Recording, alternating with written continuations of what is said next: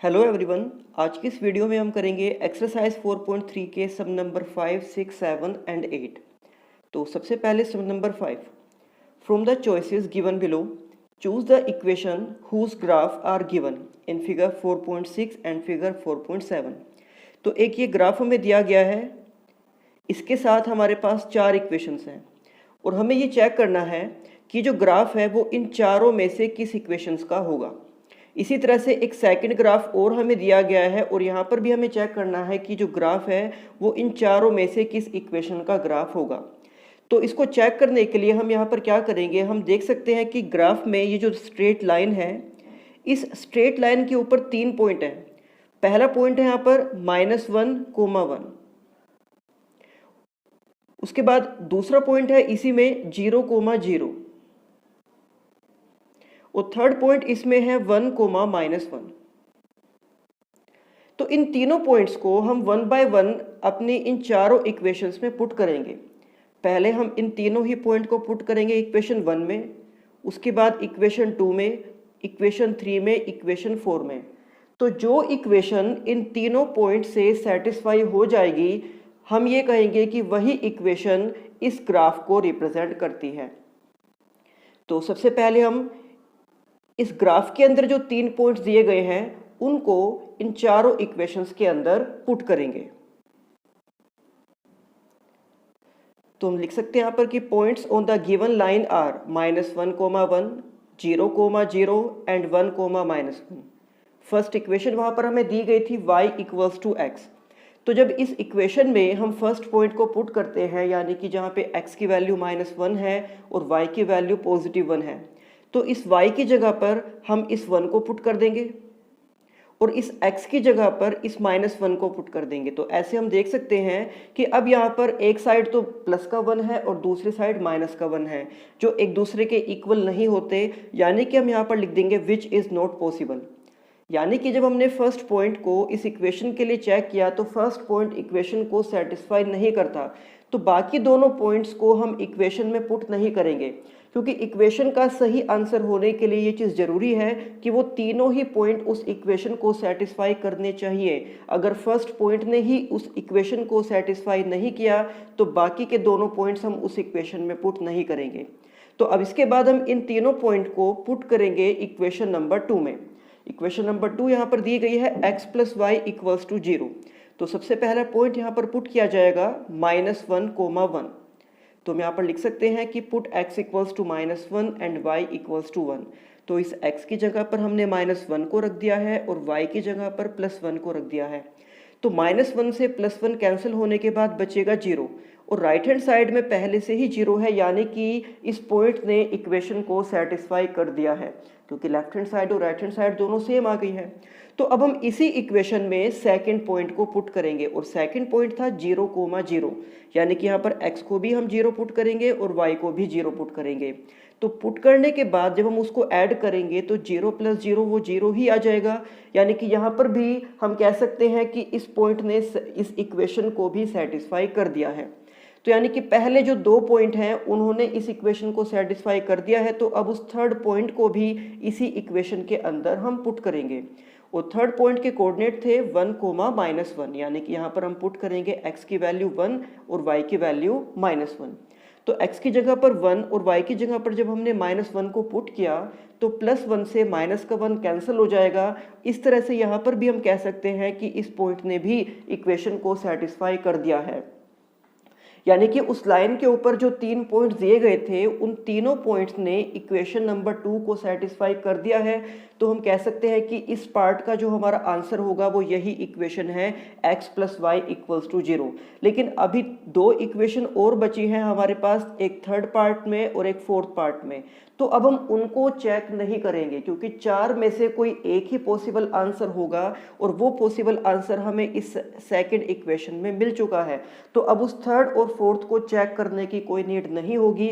अगर हम उसको चेक करेंगे भी तो भी वो पॉइंट उन इक्वेशन को सेटिस्फाई नहीं करेंगे, क्योंकि चारों में से केवल एक ही पॉसिबल आंसर है और वो कौन सा है, पार्ट नंबर 2। तो हम यहाँ पर लिख सकते हैं कि -1, 1, 0, 0, 1, -1 कि ये तीनों points satisfy the equation x plus Y equals to 0, जो कि सेकंड नंबर की इक्वेशन थी।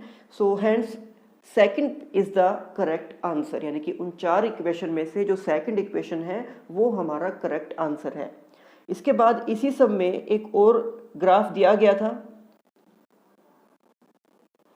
इसके ऊपर पॉइंट्स है। पहला है -1,3, दूसरा पॉइंट इसी में है 0,2 और तीसरा पॉइंट इसी में है 2,0। तो अब हम इन तीनों पॉइंट्स को इन 4 इक्वेशंस में पुट करके ये चेक करेंगे कि ये तीनों पॉइंट इनमें से किस इक्वेशन को सेटिस्फाई करते हैं। हम इनको पुट करेंगे फर्स्ट में, फिर सेकंड में, देन थर्ड में एंड देन फोर्थ में। तो ये तीनों पॉइंट जिस इक्वेशन को भी सेटिस्फाई कर देंगे वही हमारा आंसर होगी। तो हम यहाँ पर लिख सकते हैं कि points on the graph are -1,3, 0,2 and 2,0। तो पहली जो इक्वेशन यहाँ पर है वो है y equals to x plus 2, जिसके अंदर हम फर्स्ट पॉइंट को पुट करेंगे। x की जगह यहाँ पुट करना है -1 को और y की जगह पुट करना है 3 को। तो जब हमने इस x की जगह पर -1 को और इस y की जगह पर हमने 3 को पुट किया तो हम देख सकते हैं कि राइट हैंड साइड में -1 प्लस 2, इसको सोल्व करके हमारे पास आएगा 1, जबकि लेफ्ट हैंड साइड में हमारे पास 3 लिखा हुआ है। यानी कि यहाँ पर लेफ्ट हैंड साइड और राइट हैंड साइड इक्वल नहीं है, तो यानी कि इस पॉइंट ने इक्वेशन को सेटिस्फाई नहीं किया। अगर ये सेटिस्फाई नहीं किया तो बाकी के दोनों पॉइंट्स को हम इस इक्वेशन में पुट नहीं करेंगे। अब हम चलेंगे सेकंड इक्वेशन पर और सेकंड इक्वेशन में भी इन तीनों पॉइंट्स को पुट करके चेक करेंगे कि क्या ये तीनों पॉइंट उसको सेटिस्फाई कर पा रहे हैं। तो सेकंड इक्वेशन हमारे पास है y equals to x minus 2। यहाँ पर फर्स्ट पॉइंट हम पुट करेंगे जिसके कोऑर्डिनेट है -1,3, x की जगह पर -1 और y की जगह पर 3।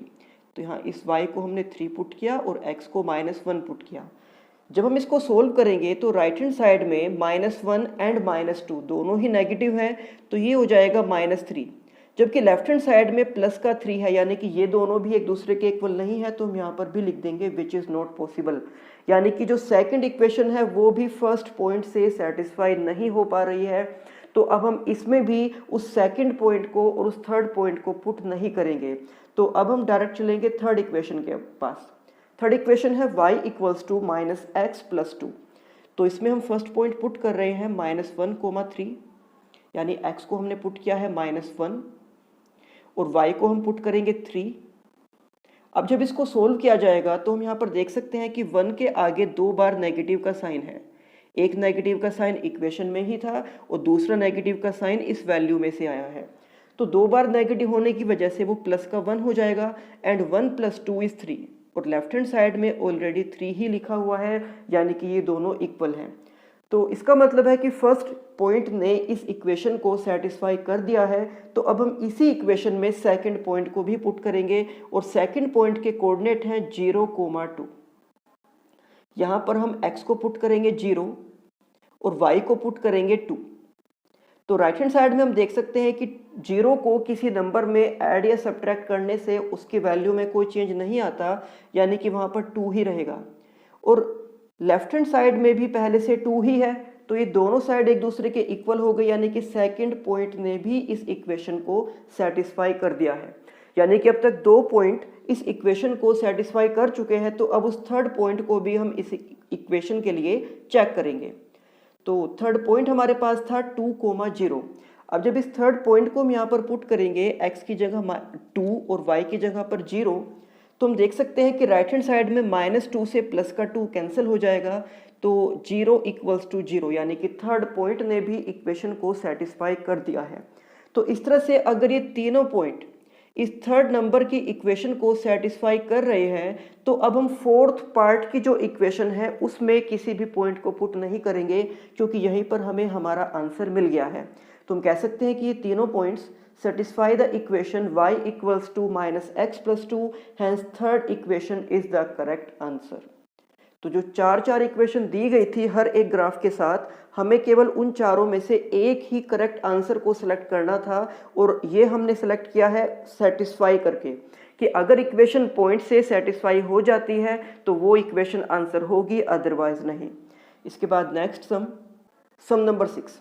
If the work done by a body on application of a constant force is directly proportional to the distance traveled by the body।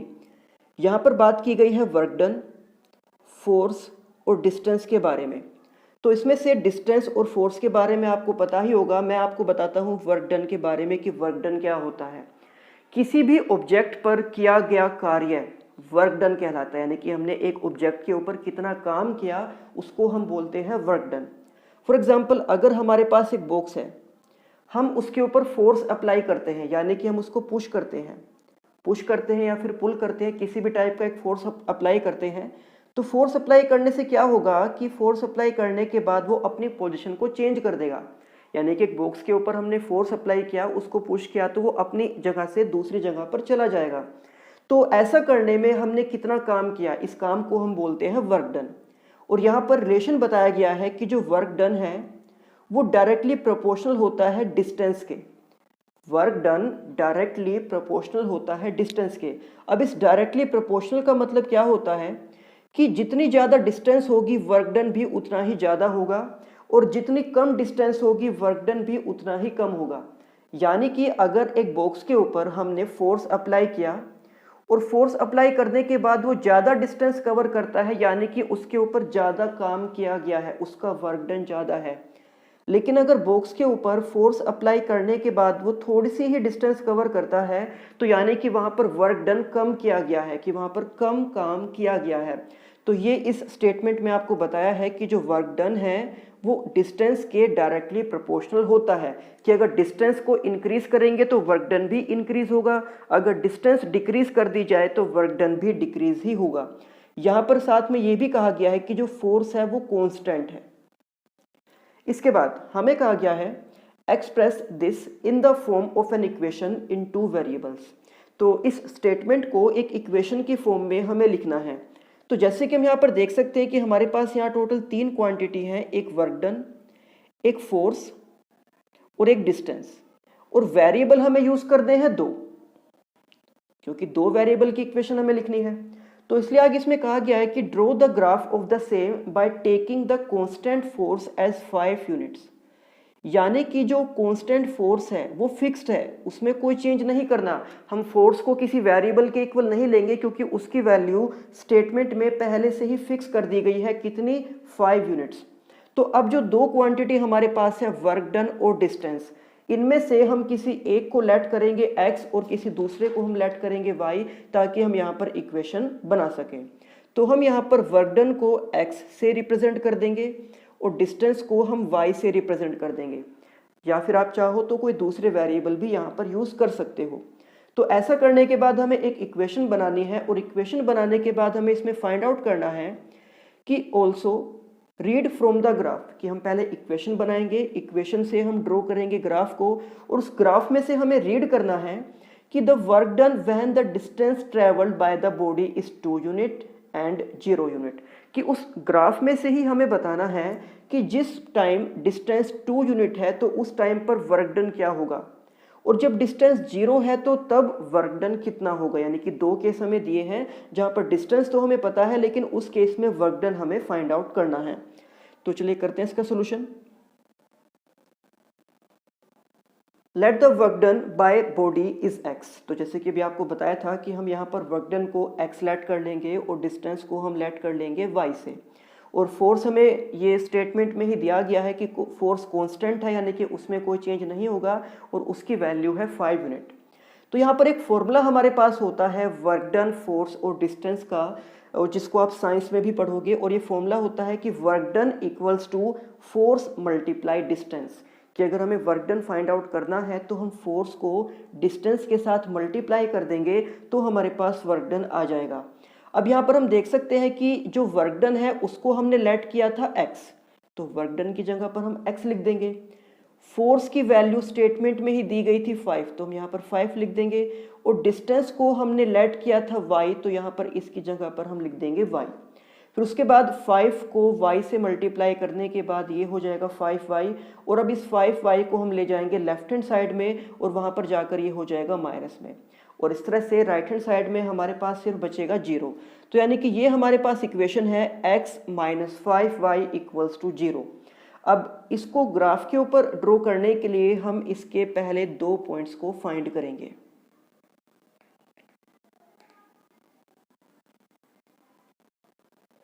तो जैसे कि आपको मैंने एक्सरसाइज 4.3 के सम नंबर 1 में भी बताया था कि किसी भी इक्वेशन को जब हम ग्राफ पर ड्रॉ करते हैं तो कम से कम 2 पॉइंट हमें वहाँ फाइंड करने होते हैं। और पॉइंट्स फाइंड करने का सबसे सिंपलेस्ट मेथड भी बताया था कि आप एक बार x को 0 पुट कर दो और एक बार y को 0 पुट कर दो। और वहाँ पर एक कंडीशन भी मैंने आपको बताई थी कि जो पॉइंट्स हम फाइंड करते हैं वो पॉइंट्स इंटीजर में होने चाहिए, वो फ्रैक्शन में या डेसिमल के फॉर्म में नहीं होने चाहिए, नहीं तो ग्राफ एक्यूरेट नहीं बनता। तो पहला पॉइंट फाइंड करने के लिए हम यहाँ पर x को 0 पुट कर रहे हैं। x को 0 पुट करने के बाद हमारे पास बचेगा -5y = 0। यहाँ से हम -5 को 0 के डिवाइड में भेज देंगे और 0 के डिवाइड में कोई भी नंबर हो तो उसकी वैल्यू 0 ही होती है। यानी कि x को 0 पुट करने के बाद y की वैल्यू भी 0 ही आ गई है। तो इस पॉइंट को हम लिख देंगे 0,0। तो अगर यहाँ पर x को 0 पुट करने से y की वैल्यू 0 आ गई है तो अब हम यहाँ पर y को 0 पुट नहीं करेंगे, क्योंकि अगर हम ऐसा करेंगे तो हमें x की वैल्यू फिर वापस से 0 ही मिल जाएगी।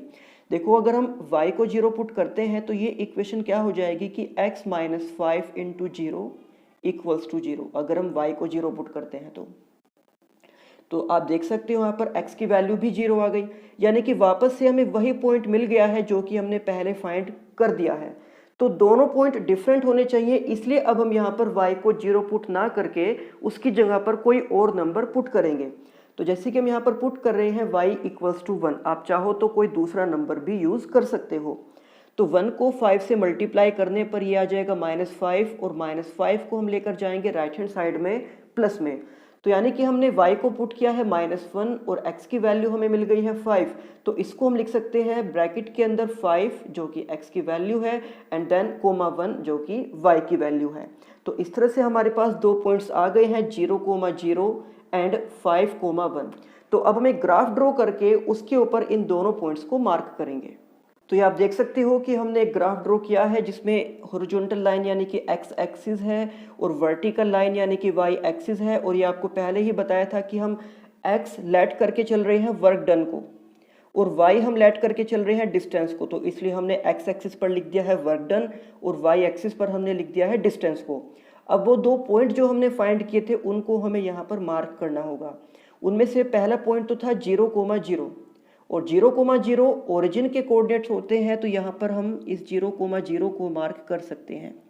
उसके बाद नेक्स्ट पॉइंट था 5,1 यानी कि x की वैल्यू 5 और y की वैल्यू 1। तो ये पॉइंट होगा जिसके कोऑर्डिनेट हैं 5,1। अब लाइन ड्रॉ करने के लिए हम 0,0 और 5,1 को इस तरह से ज्वाइन कर सकते हैं, तब हमारे पास ये ग्राफ कंप्लीट हो जाएगा। तो सबसे पहले उन पॉइंट्स को हम यहाँ पर मार्क करेंगे। आप देख सकते हो कि यहाँ पर हमने पॉइंट को मार्क कर दिया है, ये है 0,0 और ये पॉइंट है 5,1। अब इन्हीं को ज्वाइन करके हम उस लाइन को ड्रॉ करेंगे। तो यहाँ पर आप देख सकते हो कि हमने दोनों पॉइंट्स को ज्वाइन करके उस स्ट्रेट लाइन को ड्रॉ कर दिया है और यहाँ पर हमने उस इक्वेशन को भी लिख दिया है जो है x - 5y = 0। तो इस तरह से ये हमारा इस सम का फाइनल डायग्राम है। यहाँ पर हमने x एक्सिस पर वर्क डन को और y एक्सिस पर डिस्टेंस को रिप्रेजेंट किया है। तो अब इसके 2 पार्ट हमें और फाइंड करने थे, जिसमें से फर्स्ट पार्ट में हमसे पूछा गया था कि अगर डिस्टेंस 2 यूनिट है तो उस केस में वर्क डन कितना होगा। तो जैसे कि आपको पता है कि डिस्टेंस को हम लेकर चल रहे हैं y एक्सिस पर और फर्स्ट पार्ट में हमें डिस्टेंस की वैल्यू दी गई थी 2। तो इस 2 के सामने अगर हम लाइन के ऊपर एक परपेंडिकुलर ड्रॉ करते हैं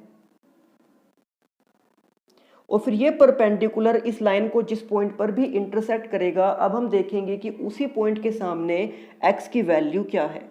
तो उसके सामने x की वैल्यू है 10।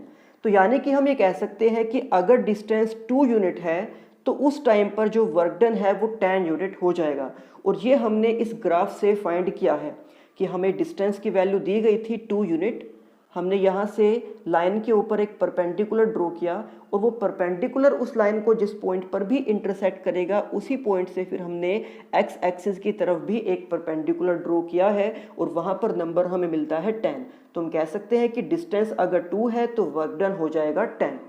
इसके बाद सेकंड पार्ट में हमें फाइंड करना था कि अगर डिस्टेंस 0 है तो वर्क डन कितना होगा। तो डिस्टेंस इस पॉइंट पर 0 है और अगर इस पॉइंट पर डिस्टेंस 0 है तो इस पॉइंट पर वर्क डन भी 0 ही है, क्योंकि इस पॉइंट के कोऑर्डिनेट हैं 0,0। यानी कि हम अब ये कहेंगे कि अगर डिस्टेंस 0 है तो वर्क डन भी उस केस में 0 ही हो जाएगा। तो अब हम इसको ऐसे लिख सकते हैं। First part, from the graph it can be observed that the value of x corresponding to y equals to 2। यानी कि जब y की वैल्यू 2 है, जब डिस्टेंस की वैल्यू 2 है, तो उसी के कोरस्पॉन्डिंग में x की वैल्यू क्या हो जाएगी, 10 हो जाएगी। Hence the work done by the body is 10 units when the distance traveled is 2 unit। तो हम कह सकते हैं कि जब डिस्टेंस 2 है तो उस टाइम पर वर्क डन 10 होगा। और इसी के सेकंड पार्ट में हम लिख सकते हैं कि from the graph it can be observed that the value of x corresponding to y equals to 0। यानी कि जब y की वैल्यू 0 है, जब डिस्टेंस की वैल्यू 0 है, तो उसी के कोरस्पॉन्डिंग में x की वैल्यू भी 0 ही है। दैट मीन्स हम ये कह सकते हैं कि अगर डिस्टेंस 0 है तो उस केस में वर्क डन भी 0 ही होगा। अब इसके बाद सम नंबर 7। सम नंबर 7 के स्टेटमेंट पे है, Yamini and Fatima, two students of class 9 of a school, together contributed ₹100 towards the Prime Minister's Relief Fund to help the earthquake victims. Write a linear equation which satisfies this data and you may take their contribution as ₹x and ₹y and draw the graph of the same। तो यहाँ पर एक situation दी गई है कि earthquake victims की help करने के लिए जो प्राइम मिनिस्टर्स रिलीफ फंड है उसमें 9th क्लास की 2 स्टूडेंट्स यामिनी और फातिमा ने 100 रुपीज़ का कंट्रीब्यूशन दिया, यानी कि उन्होंने 100 रुपीज़ डोनेट किए हैं। तो अब हमें यहाँ पर ये बताना है कि अगर इसको हम इक्वेशन में रिप्रेजेंट करें और उसके बाद इक्वेशन को ग्राफ में भी रिप्रेजेंट करना है, कि पहले सिचुएशन से हम इक्वेशन बनाएंगे और फिर उस इक्वेशन से ग्राफ। और यहाँ पर ये कहा गया है कि जो दोनों का कंट्रीब्यूशन है उसको हम x रुपीज़ और y रुपीज़ लेट कर सकते हैं। तो हम यामिनी के कंट्रीब्यूशन को x और फातिमा के कंट्रीब्यूशन को y रुपीज़ लेट करके यहाँ से एक इक्वेशन बनाएंगे। So let Yamini contributed ₹x and Fatima contributed ₹y। और स्टेटमेंट में कहा गया था कि जो टोटल कॉन्ट्रीब्यूशन है उनका वो है 100 रुपीज़, यानी कि x और y का सम उनको ऐड करने के बाद वो 100 है। तो हम इक्वेशन लिख सकते हैं कि x + y = 100, जिसमें से x है यामिनी का कॉन्ट्रीब्यूशन और y है फातिमा का कॉन्ट्रीब्यूशन। अब इसके बाद इक्वेशन बनाने के लिए हमें इसके कम से कम 2 पॉइंट्स को फाइंड आउट करना होगा, जिसमें से पहला पॉइंट हम फाइंड करेंगे x को 0 पुट करके। तो x को 0 पुट करने से y की वैल्यू आ जाती है 100, यानी कि पहला पॉइंट हो जाएगा 0,100। उसके बाद सेकंड पॉइंट फाइंड करने के लिए हम y को 0 पुट करेंगे और y को 0 पुट करने से x की वैल्यू 100 आ जाएगी, यानी कि ये पॉइंट हो जाएगा 100,0। तो अब इन पॉइंट से हम ग्राफ को ड्रॉ करेंगे। आप देख सकते हो यहाँ पर हमने एक ग्राफ के ऊपर x एक्सिस और y एक्सिस को ड्रॉ कर दिया है और 20 का गैप लेकर हमने यहाँ पर उन नंबर्स को लिख दिया है, 20, 40, 60 up to so on. x axis पर भी यही है और y एक्सिस पर भी यही है। आप चाहो तो यहाँ पर 10 का गैप भी ले सकते हो, 10, 20, 30, 40, या आप 5 का गैप भी ले सकते हो, लेकिन ऐसा करने से ये ग्राफ ज़्यादा बड़ा हो जाएगा, तो इसलिए हमने यहाँ पर 20 का गैप लिया है। तो जो 2 पॉइंट्स हमें मार्क करने हैं उनमें से फर्स्ट पॉइंट है 0,100, यानी कि x की वैल्यू 0 और y की वैल्यू 100, तो ये पॉइंट हमें मिलेगा y एक्सिस पर। और सेकंड पॉइंट हमने फाइंड किया था 100,0, तो ये पॉइंट हमें मिलेगा x एक्सिस पर। अब इन्हीं दोनों पॉइंट्स को ज्वाइन करके हम उस लाइन को ड्रॉ कर सकते हैं। तो आप देख सकते हो कि हमने उन दोनों पॉइंट्स को मार्क कर दिया है, 0,100 एंड 100,0। और अब हमने उन दोनों पॉइंट को ज्वाइन करते हुए उस लाइन को भी ड्रॉ कर दिया है और उस लाइन के ऊपर फिर हमने इक्वेशन को लिख दिया है x + y = 100। तो इस तरह से ये इस सम का फाइनल डायग्राम है। अब इसके बाद next sum number 8। In countries like USA and Canada temperature is measured in Fahrenheit, whereas in countries like India it is measured in Celsius. Here is a linear equation that converts Fahrenheit to Celsius। जैसे कि आपको पता है कि किसी भी quantity को measure करने के लिए हमें उसकी यूनिट की नीड होती है। जैसे कि अगर हम लेंथ को मेज़र करते हैं तो लेंथ को मेज़र करने के लिए हम मीटर, सेंटीमीटर या किलोमीटर में हम डिस्टेंस को मेज़र करते हैं। इसी तरह से वेट को मेज़र करने के लिए हम ग्राम, किलोग्राम या क्विंटल्स का यूज़ करते हैं। टाइम को मेज़र करने के लिए हम सेकेंड्स, आवर्स या मिनट्स का यूज़ करते हैं। तो यहाँ पर बताया गया है कि टेम्परेचर को मेज़र करने के लिए जो इंडिया जैसी कंट्रीज़ हैं, तो इंडिया जैसी कंट्रीज़ में टेम्परेचर को मेज़र किया जाता है सेल्सियस में, यानी कि इंडिया में जो टेम्परेचर की यूनिट है वो होती है सेल्सियस। लेकिन दूसरी जो कंट्रीज़ हैं जैसे कि यूएसए एंड कनाडा, वहाँ पर टेम्परेचर को मेज़र किया जाता है फ़ारेनहाइट में। तो दो यूनिट यहाँ पर दी गई हैं टेम्परेचर की, एक है सेल्सियस और दूसरी है फ़ारेनहाइट। और साथ में एक इक्वेशन भी दी गई है जो कि फ़ारेनहाइट और सेल्सियस का एक रिलेशन है कि F = 9/5 × C + 32। तो अब हमें यहाँ पर फर्स्ट पार्ट में कहा गया है कि draw the graph of the linear equation above using Celsius for x axis and Fahrenheit for y axis. तो यहाँ पर सेल्सियस को x एक्सिस और फ़ारेनहाइट को y एक्सिस पर लेट करते हुए हमें इस इक्वेशन को ग्राफ के ऊपर रिप्रेजेंट करना है। तो उससे पहले हमें इसके दो पॉइंट्स फाइंड करने होंगे, उसके बाद हम इसको ग्राफ के ऊपर ड्रॉ करेंगे। और इसके बाद कुछ और पार्ट्स भी हमसे यहाँ पर इस सम में पूछे गए हैं। तो पहले हम फर्स्ट पार्ट इसका करेंगे और वहाँ पर इस इक्वेशन को ग्राफ के ऊपर रिप्रेजेंट करेंगे। तो आप देख सकते हो कि यहाँ पर हमने इक्वेशन को लिख दिया है F = 9/5C + 32। अब सबसे पहले अगर हम यहाँ पर C को 0 पुट करते हैं, तो C को 0 पुट करने के बाद जब हम उसको 9/5 से मल्टीप्लाई करेंगे तो वो तो हो जाएगा 0, यानी कि F की वैल्यू सिर्फ आ जाएगी 32। तो हम कह सकते हैं कि C को 0 पुट करने के बाद F की वैल्यू 32 आ गई है। तो अब हम इसको पॉइंट की फॉर्म में लिख देंगे 0,32। उसके बाद नेक्स्ट पॉइंट फाइंड करने के लिए जैसे कि हम देख सकते हैं कि इक्वेशन फ्रैक्शन की फॉर्म में है। यहाँ पर नंबर लिखा हुआ है 9/5, इसका डिनोमिनेटर 5 है। तो यानी कि अब हम C की जगह पर कोई ऐसा नंबर पुट करेंगे जो इस 5 से डिवाइड हो जाता है। तो 5 का कोई भी मल्टीपल अब हम यहाँ C की जगह पर पुट कर सकते हैं, जैसे कि 5, 10, 15, 20, कोई भी ऐसा नंबर जो 5 से डिवाइड हो जाए। तो जैसे कि हमने पहले यहाँ C को 0 पुट किया था, अब हम C को पुट कर रहे हैं 5। और C को 5 पुट करने से क्या होगा कि इस 5 से ये 5 डिवाइड हो जाएगा और यहाँ पर सिर्फ बचेगा 9 एंड प्लस 32। तो 9 + 32 यानी कि 41। तो हम कह सकते हैं कि जब हमने C की वैल्यू को 5 पुट किया तो हमारे पास F की वैल्यू आ गई है 41। तो ये पॉइंट हो जाएगा 5,41। तो अब इन दोनों पॉइंट को हम ग्राफ के ऊपर मार्क करेंगे। तो आप यहाँ पर देख सकते हो कि एक ग्राफ हमने ड्रॉ किया है, उसमें x एक्सिस पर हमने लिखा है सेल्सियस को और y एक्सिस पर हमने लिखा है फ़ारेनहाइट को, क्योंकि स्टेटमेंट में ही कहा गया था कि सेल्सियस और फ़ारेनहाइट को x और y एक्सिस पर रिप्रेजेंट करना है।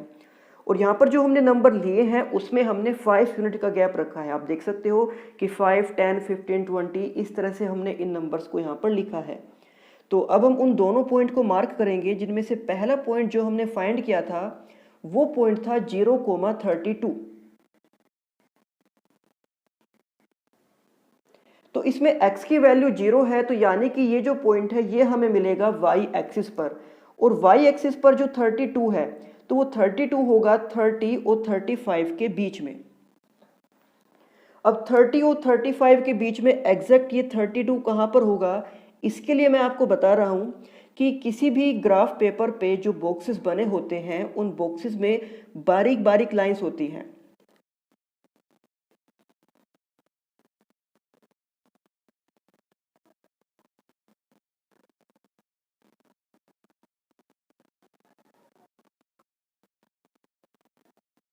इस तरह से आप देख सकते हो। तो यहाँ पर टोटल 10 लाइंस हो जाती हैं। जैसे कि अगर हम यहाँ पर लिखते हैं 30 और यहाँ पर हम लिखते हैं 35, तो हम देख सकते हैं कि यहाँ इनके बीच में 5 नंबर्स का गैप है और जो लाइंस यहाँ पर है वो लाइन है 10। यानी कि अगर हम इन नंबर को इन लाइंस में डिस्ट्रीब्यूट करते हैं तो एक नंबर के पास 2 लाइन आ जाएंगी।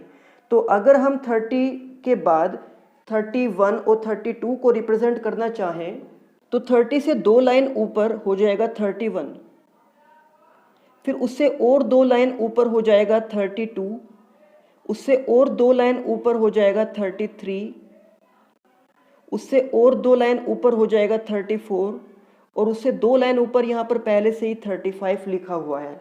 तो इस तरह से हम यहाँ पर नंबर्स को उन ग्राफ के ऊपर आइडेंटिफाई कर सकते हैं। तो इस तरह से जो 32 हमें मार्क करना है वो 30 और 35 के बीच में हम मार्क करेंगे। मैं इसको जूम करके दिखा रहा हूँ कि आप कहाँ पर उस नंबर को फाइंड कर सकते हो।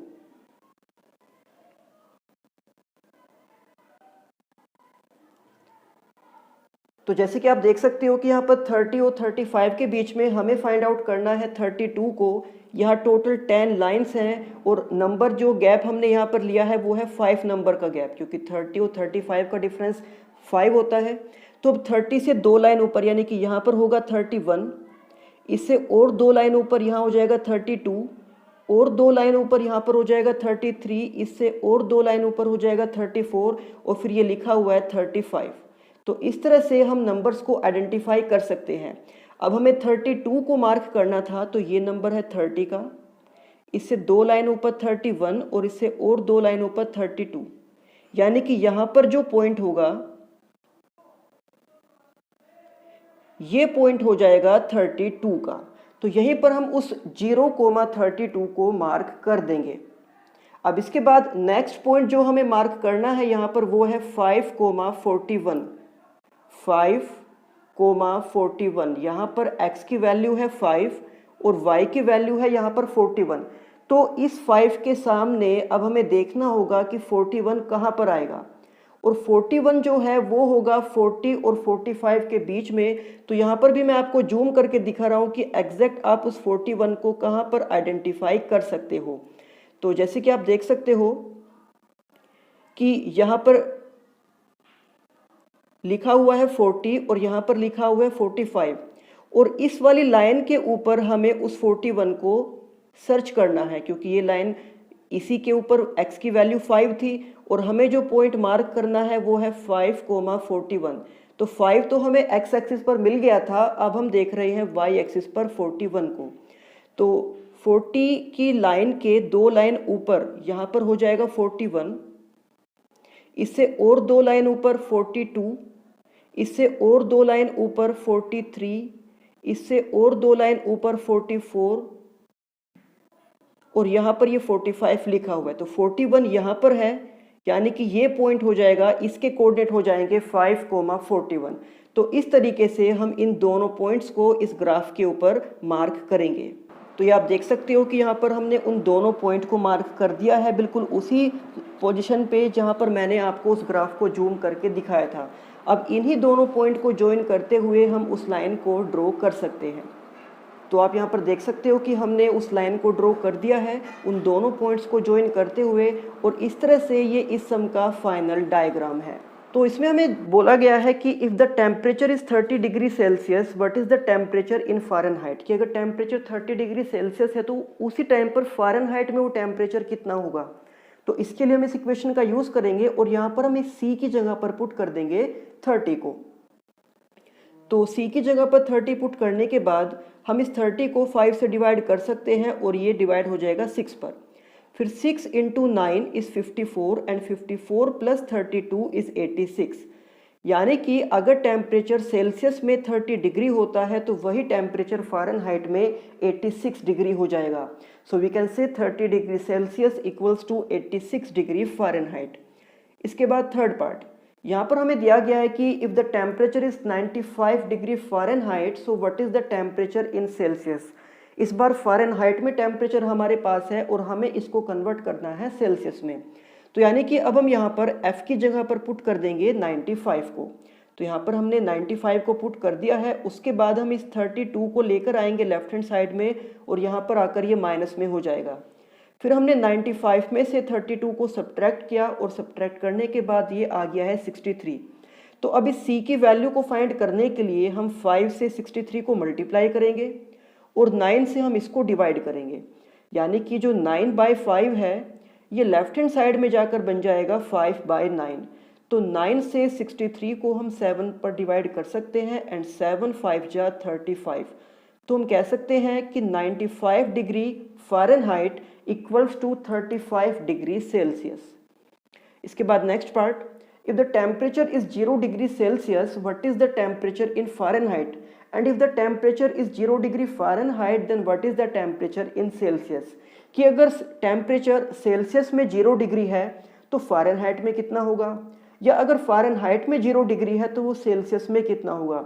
ऐसा फाइंड करने के लिए हम इस इक्वेशन में एक बार c को 0 पुट कर देंगे और एक बार f को 0 पुट कर देंगे। तो जब हमने यहाँ पर c को 0 पुट किया तो 0 से 9/5 को मल्टीप्लाई करने पर वो 0 ही हो गया और हमें यहाँ f की वैल्यू मिल जाती है 32।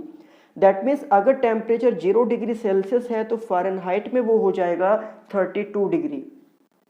और अब इसके बाद हम इसी इक्वेशन में f को पुट कर देंगे 0।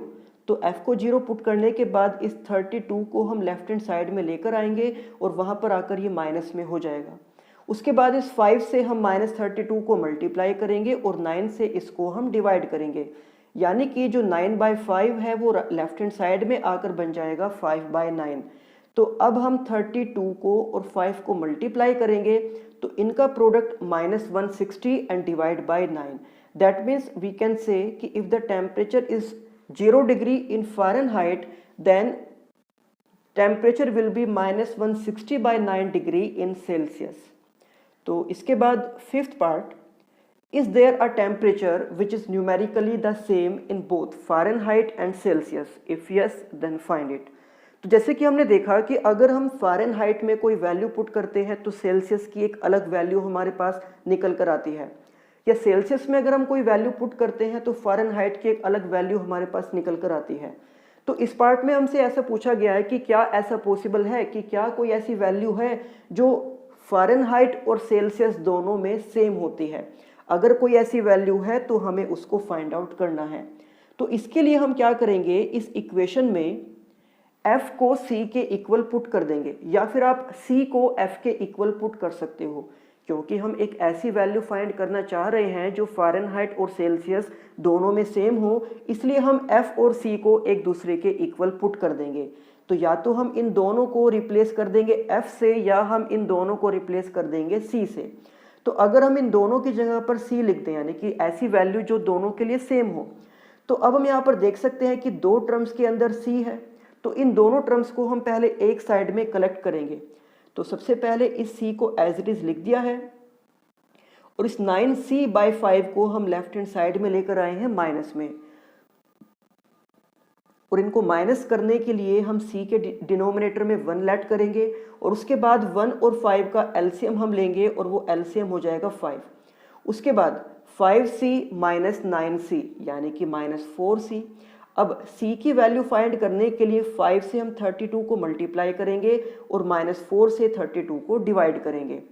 तो अब 4 से जब हम 32 को डिवाइड करते हैं तो डिवाइड करने के बाद हमें मिल जाएगा 8, एंड 8 और 5 का जो प्रोडक्ट होगा वो हो जाएगा 40। लेकिन यहाँ पर नेगेटिव का साइन था तो इसलिए हम इसको लिखेंगे -40। तो अब हम ये कह सकते हैं कि -40 एक ऐसी वैल्यू है जो अगर -40 डिग्री सेल्सियस हो तो ये -40 डिग्री फ़ारेनहाइट के ही इक्वल होगी, यानी कि -40 डिग्री ऐसा टेम्परेचर है जो सेल्सियस और फ़ारेनहाइट दोनों में ही इक्वल होता है। तो ये थी एक्सरसाइज 4.3। अब इसके बाद जो नेक्स्ट एक्सरसाइज है वो हम नेक्स्ट वीडियो में करेंगे। तब तक आप इन सम्स की अच्छे से प्रैक्टिस करना और ये ग्राफ ड्रॉ करना। तो मिलते हैं आपसे नेक्स्ट वीडियो में। Thank you.